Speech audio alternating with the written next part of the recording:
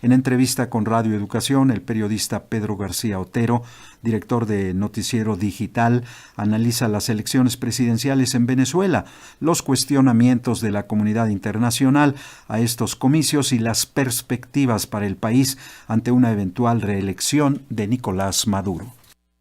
Hay varios aspectos allí que se pueden considerar. El primero de ellos es que la elección fue convocada por la Asamblea Nacional Constituyente.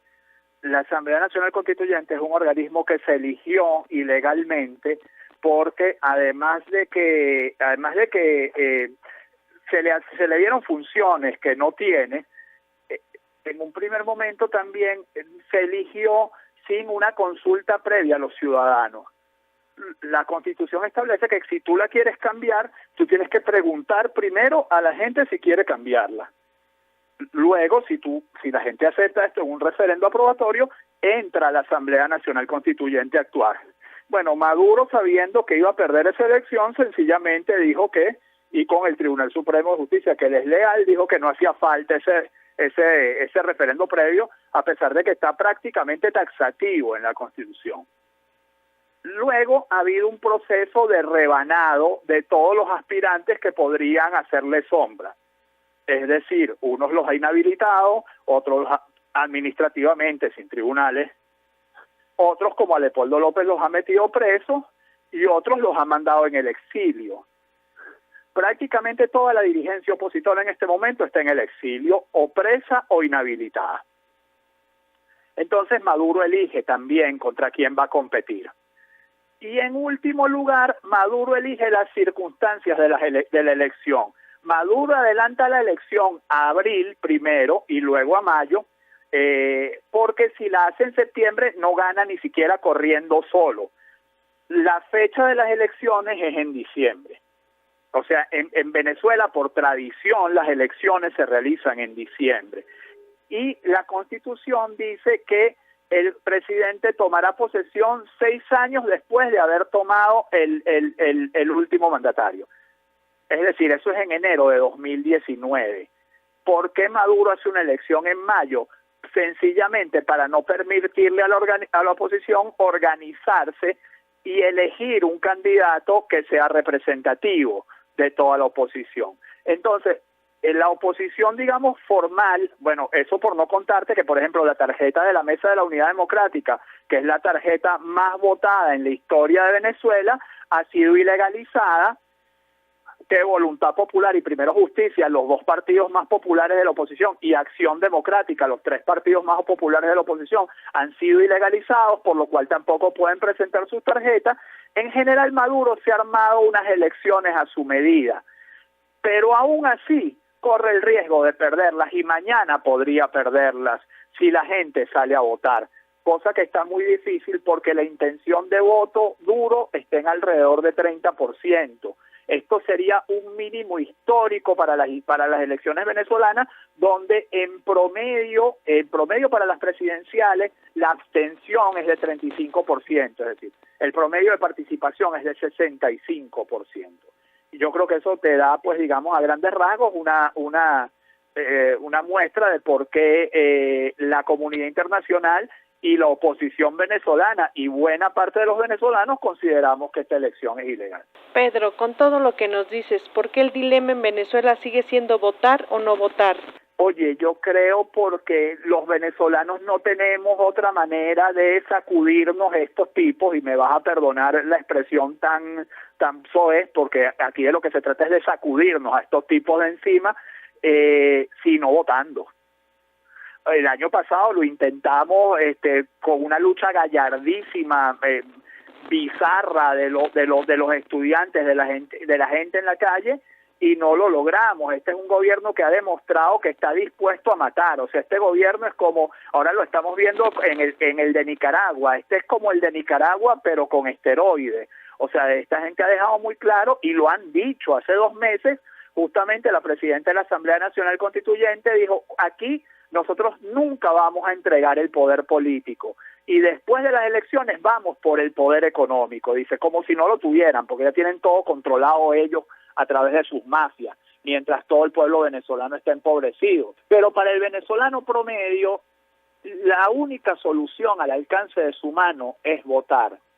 Y cree, y a lo mejor con razón, que si la mayoría es lo suficientemente contundente, puede hacerle imponer. Yo no me cuento entre ellos, pero yo sí debo decir, yo a estas alturas del día, del sábado, a menos de 24 horas de la votación, yo no he decidido si voy a ir a votar o no. Voy ganado por el no, pero en último momento a lo mejor decido votar. Pedro, ¿existe la posibilidad de que el régimen haya hecho un mal cálculo y gane Henry Falcón? Existe la posibilidad, y existe otra posibilidad incluso más triste, que es que entre Falcón y Bertucci saquen más votos que Maduro.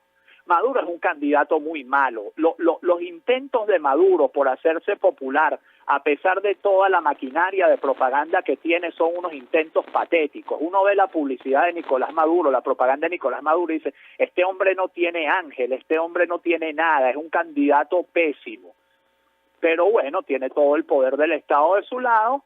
Por cierto, Elsa, hay que dar este dato. Todas las encuestas sitúan el rechazo duro a Nicolás Maduro entre el 75 y 80%, con lo cual él va a ganar gracias al mecanismo clientelar de la comida, a la gente que tiene amarrada a través del hambre, y es absolutamente perverso. Y va a ganar porque en el último año y medio se han ido 1,5 millones de personas.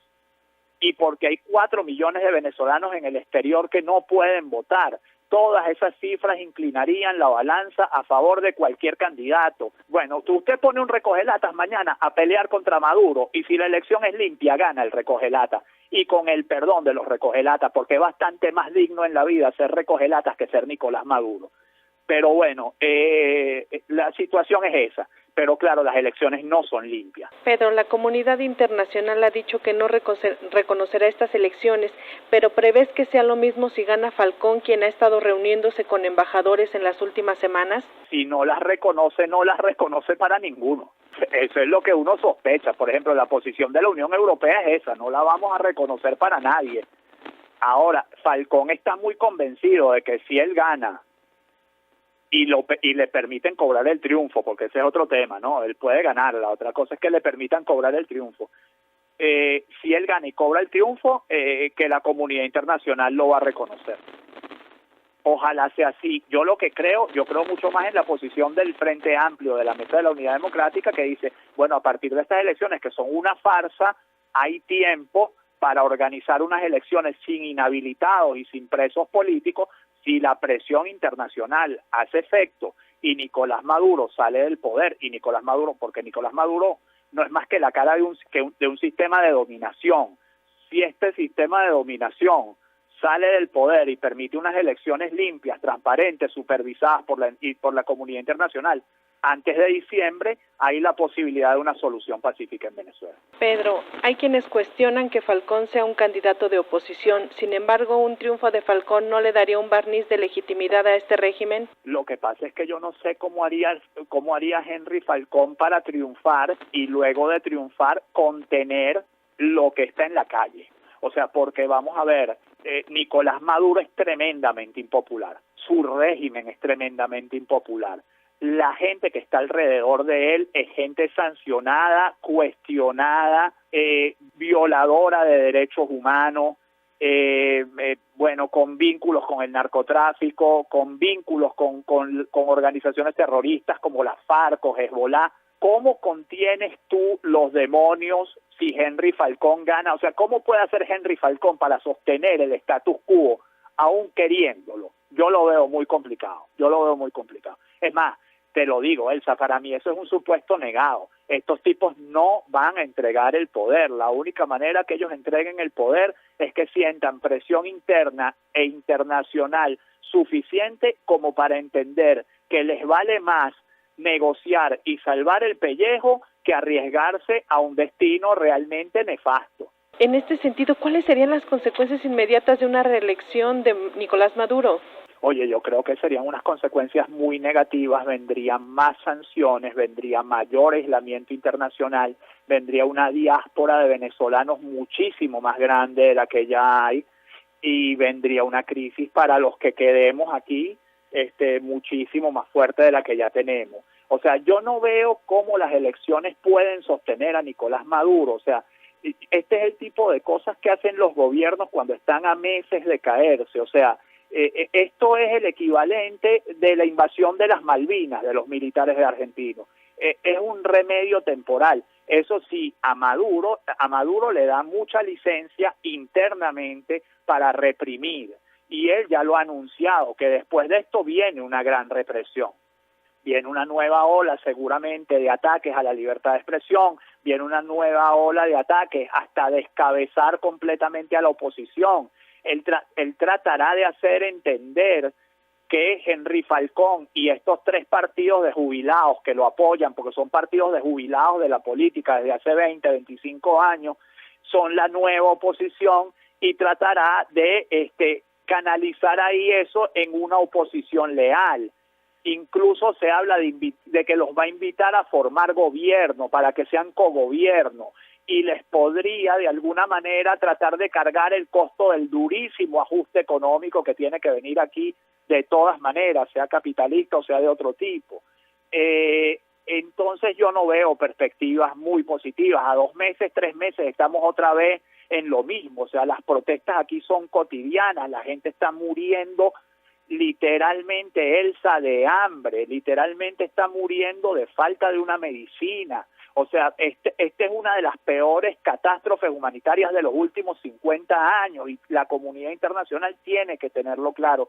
Países como México lo tienen claro, y ojalá sus votantes lo tengan también muy claro, porque no les arriendo la ganancia a mis hermanos mexicanos si una de las opciones, la que se siente más identificada con el chavismo, gana las elecciones dentro de unos meses. Y yo sé que ustedes son muy celosos de sus asuntos internos y me perdonan que les haga esta reflexión, pero se las hago desde la angustia y desde el amor, y desde que entiendan que esto no sucedió porque cayó un meteorito del cielo. Esto es consecuencia de unos manejos políticos completamente ideologizados, completamente dogmáticos, que llevan al fracaso a cualquier sociedad, independientemente de donde se ejecute. Se han ejecutado en sociedades asiáticas, se han ejecutado en sociedades europeas, se han ejecutado en sociedades latinoamericanas, y en todos lados han resultado el mismo fracaso.